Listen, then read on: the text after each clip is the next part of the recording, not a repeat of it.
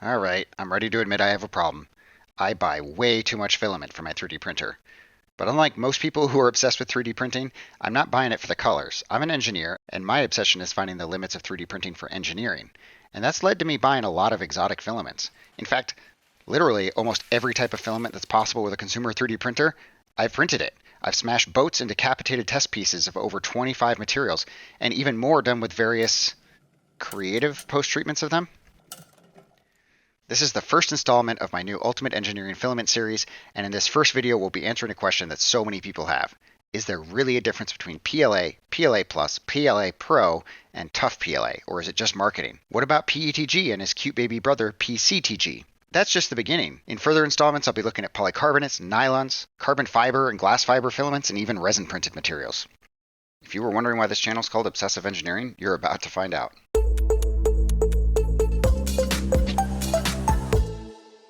Hey, I'm Alan Reiner, and this is Obsessive Engineering.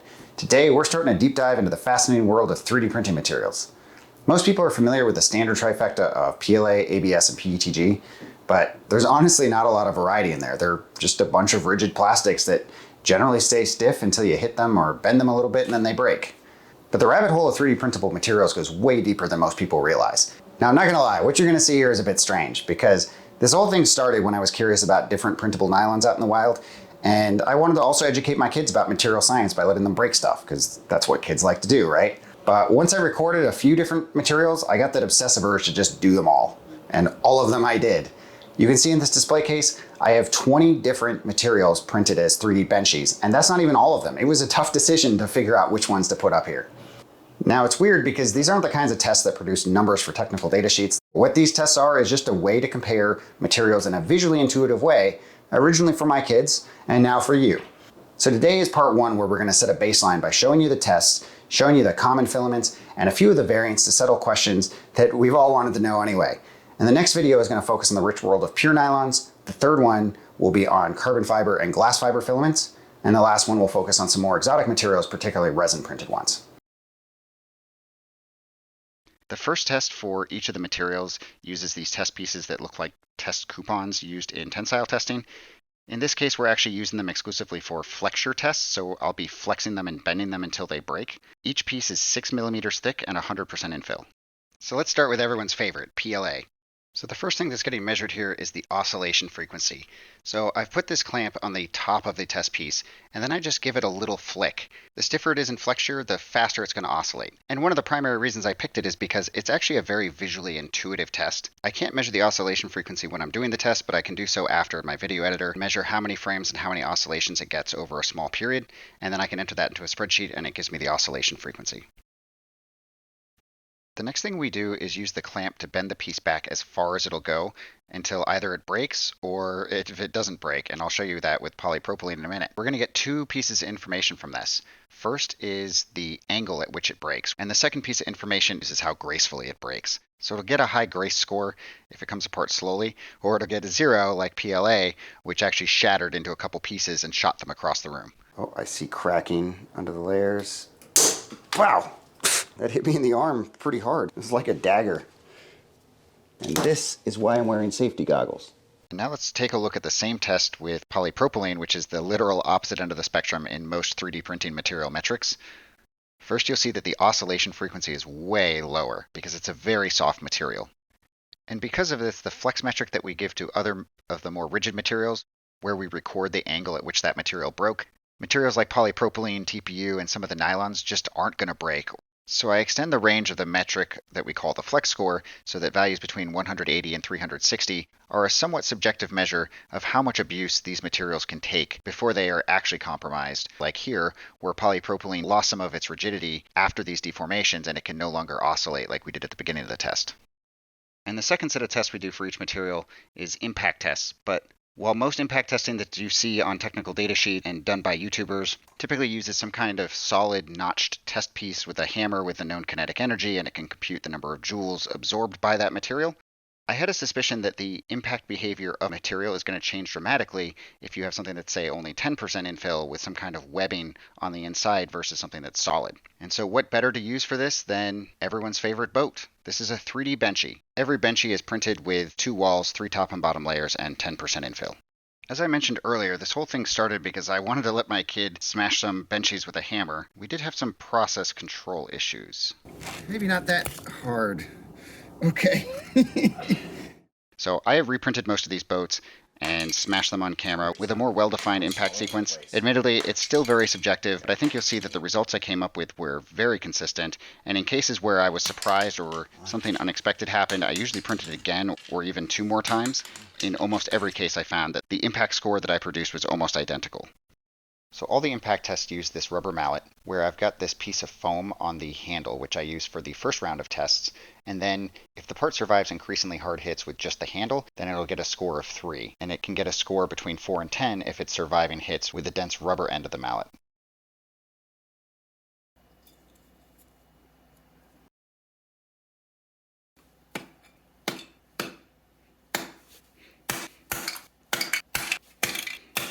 Okay. I would say there's definitely no layer adhesion problems.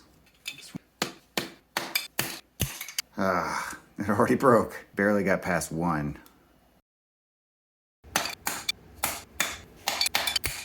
Oh. Okay. Full hammer hits. Oh, wow, PLA. That's quite a mess. Should go get a broom. Finally, at the end of each test, I'm going to go over some very basic summary information about the tests and the material. For instance, PLA is the easiest to print. It's definitely one of the cheapest, but it's known for being stiff and brittle, so use it for aesthetic parts. The biggest downside to it is it's absolutely terrible heat tolerance. It'll deform in a hot car, and PLA is labeled as biodegradable, but that's only in industrial settings. If you throw it in a landfill, it's not going to degrade. I'll be showing this difficulty chart, which is a mixture of my own experience and some research that I've done. In the next video, when we get to some of the more advanced materials, particularly nylons, I will go over what all of these difficulty metrics are and why they're meaningful. It's a polypropylene boat.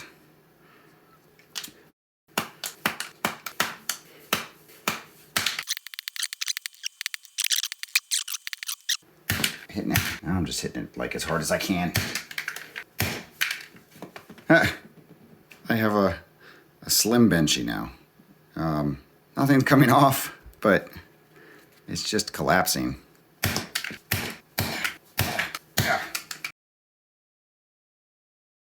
So as we saw in the tests, polypropylene is super flexible and basically indestructible, much like TPU.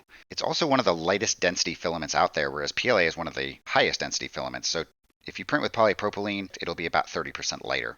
It's also chemically resistant to just about anything, which is why polypropylene is used in food storage and industrial fluids settings. But it is one of the most annoying materials to print. It doesn't stick to anything, and it has extremely high warpage, even in a super hot build chamber. And the hotter your build chamber, the more likely it is to buckle inside your filament path and jam your hot end.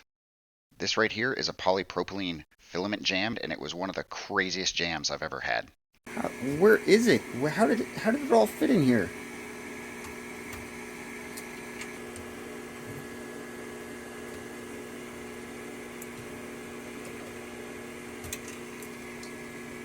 That is insane.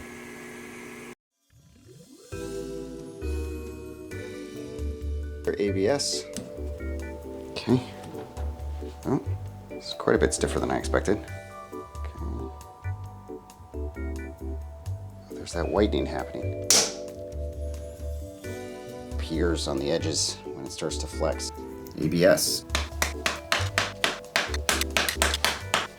Maybe a little bit of layer damage, but it hasn't actually broken yet. It's actually still holding out. Definitely layer adhesion. ABS epitomizes the typical trade-off of effort for quality. It has significantly higher impact resistance than PLA and has an awesome heat tolerance, almost tolerating boiling water. Most importantly, it has really low creep even at elevated temperatures, which means it'll hold its shape even in constant loading, which is critical for some engineering applications. In exchange for this, you need an enclosed build volume to tame its heavy warping and good ventilation to deal with the styrene that it releases when it's melted. It's clear that it has poor layer adhesion as seen in the impact test, so you're going to need to worry more about print orientation for functional parts. Finally, one secret power ABS has is its ability to be dissolved by acetone, which gives you a way to smooth the outer surfaces of your prints. Not many other materials have this option. Regular PETG. Okay.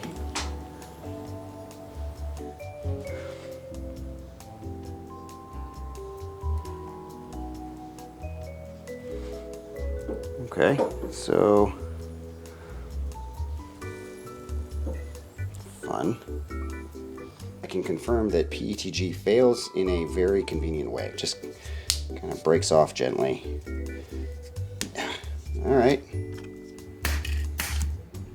Oh, wow. It already broke. All right, that's not what I was expecting. What is going on? I'm not... That just shattered on me.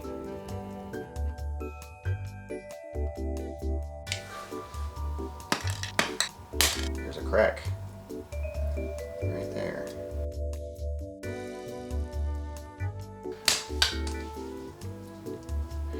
Ah. PETG genuinely surprised me twofold. First of all, under Flexure, its failure mode was wonderful. It's exactly what you want from a mechanical part. It flexed way more than ABS or PLA, and when it did break, it didn't break suddenly. It took multiple iterations and slowly stretched until it finally pulled apart. So that's the good news. The bad news is it had literally the lowest impact score of every single filament that I've done over the entire set of all these tests. I only showed 3 different test pieces here with 2 different brands, but I actually did 2 more because I just couldn't believe that it was this bad. Technical data sheets suggest that PETG should have impact resistance much better than PLA. If you have any theories about what's going on here, please leave them in the comments because I'd love to know. Also know that it's relatively stringy, and because of that, it doesn't do very well at bridging or printing fast in general. TPU is the last common material we're going to look at. This clip is actually from one of my previous videos where I went super in-depth into flexible materials.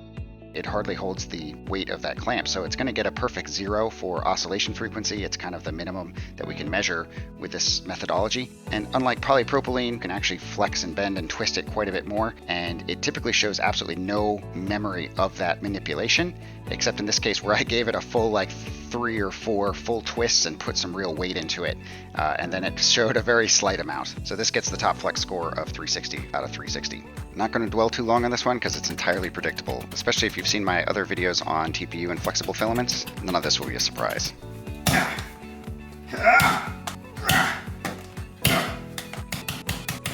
So this has taken as much abuse as the polypropylene, but the difference is the polypropylene collapsed. This one doesn't look a bit different than it did when we started.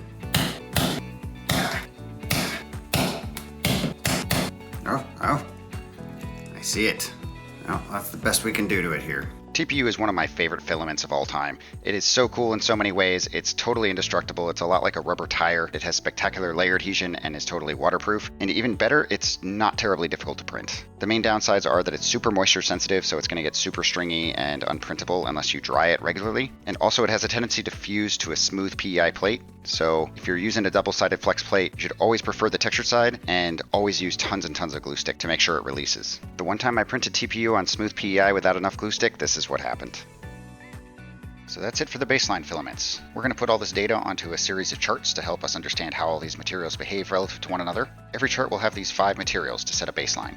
And then I've included some secondary metrics and just other tangential information that's useful for material selection. So we'll be looking at print difficulty, the price of the material. Using glass transition temperature has its flaws in this context, but it is one of the most widely cited metrics that you see on things like technical data sheets. So we're going to use it here as a rough proxy for how heat tolerant the material is. And then finally, integer scores from 0 to 4 for layer adhesion and how gracefully the material failed under flexure and under impact. Time to test our first PLA variant. This is Duramic PLA Plus. It's regarded as the king of impact-resistant PLAs, but we're testing Flexure first. Stiffness is actually very, very close to PLA. It's only slightly lower. Broke at an angle of 82 degrees, which is a bit better than PLA and actually much closer to ABS. And unlike regular PLA, it did not projectile break. It snapped, but not violently. You can see the whitening happening on the flex surface, which is actually very similar to ABS. The impact tests for Duramic PLA Plus were super interesting. It's clear that it has way better impact resistance than regular PLA, but if you go by the sign of the first crack or break in the hull, which I do for most of these materials, it actually gets a much lower score than it probably deserves. And that's because if you were to measure the amount of abuse it could take before it actually breaks into multiple pieces, it would probably get a solid 10, which is wildly unexpected. And this occurred identically in 2 different boats, where a crack started to form relatively early in the test, around 4 or 5 on the impact score, but it refused to break apart. This is crazy, and I'm crazy impressed. Is this really PLA? Finally. So what do I think of Duramic PLA Plus? This is a fantastic material. It is almost as stiff as regular PLA, but its flexure and impact resistance is very similar to ABS, including its distinctive whitening. And although the metric I use for impact resistance matches ABS, it fails incredibly gracefully. Though keep in mind, it is still PLA, and although its heat tolerance is slightly higher than PLA, it's still pretty bad. It probably creeps at elevated temperatures, which would make it unsuitable for constant loading applications. Perfect. Yep, now we take the label off. That it's all the way down. Yep. Tight. Give it a little flick. Perfect. Good. Good. Keep going. It's okay if it drops. I'm scared. Just keep going.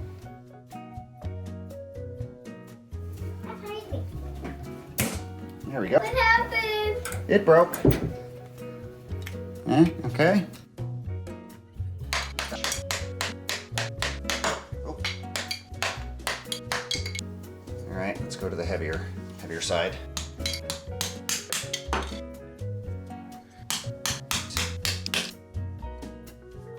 Despite already being compromised, it's taking some serious hits. All right, those are some pretty hard hits, and yeah.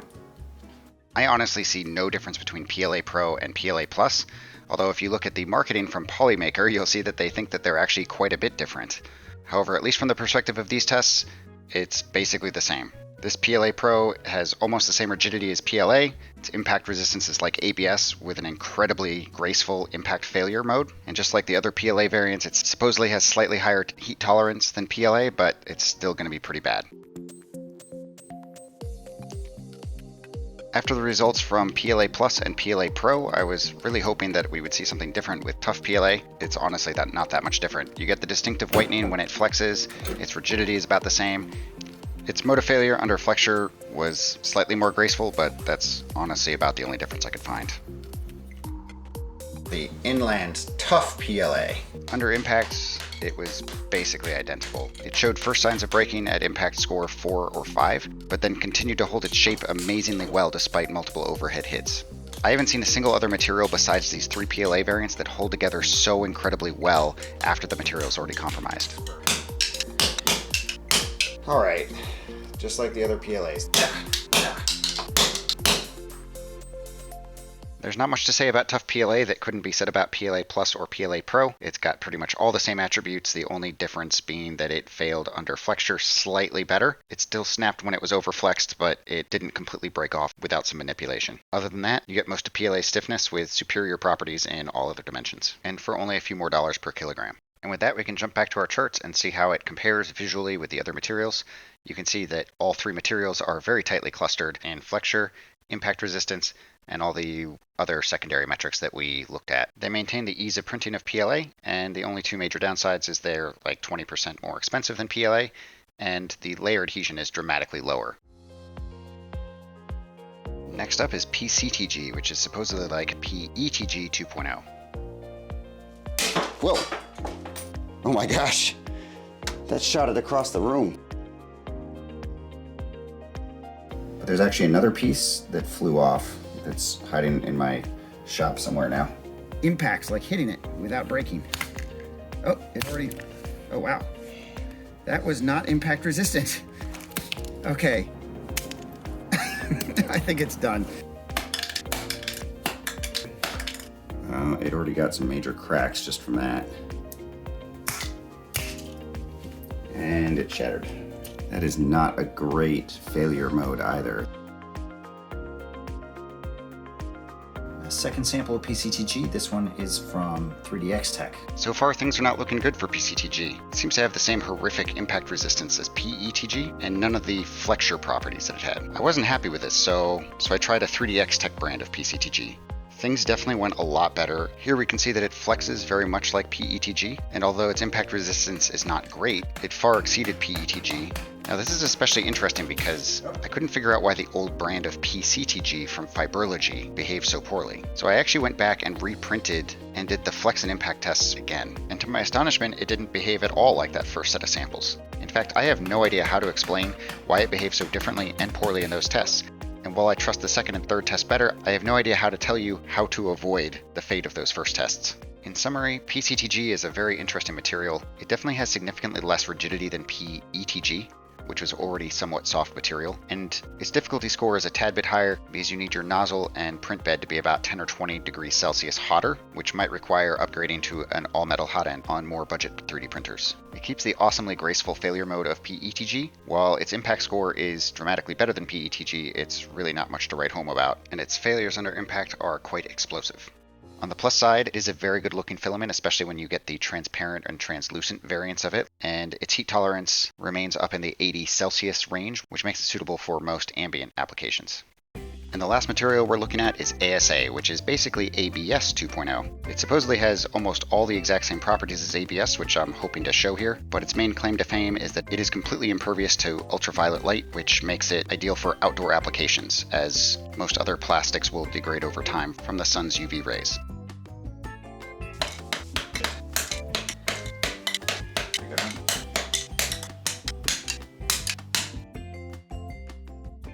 Definitely lived up to its expectations. Its stiffness is ever so slightly higher than ABS, and its impact resistance ever so slightly lower. I've printed a ton of ASA and ABS, and I've always just used the exact same settings, and there has never been a noticeable difference between the two in my experience. I wouldn't recommend printing either filament without ventilation, but it's especially important for ASA. In all other metrics, they are basically the same except for the price, with ASA being slightly more expensive. So that wraps up part 1 of this video series. I hope you learned something. So the next video is the one I'm most looking forward to. That one's on the pure nylons, and it's actually the inspiration for this whole series. I found out there's a lot of nylons, there's a lot of variety. They are really, really cool materials if you can get them to print, and they have some pretty surprising characteristics. If you're enjoying this content, if you're learning stuff, please hit that like button and that subscribe button so you don't miss the next ones. Thanks for watching.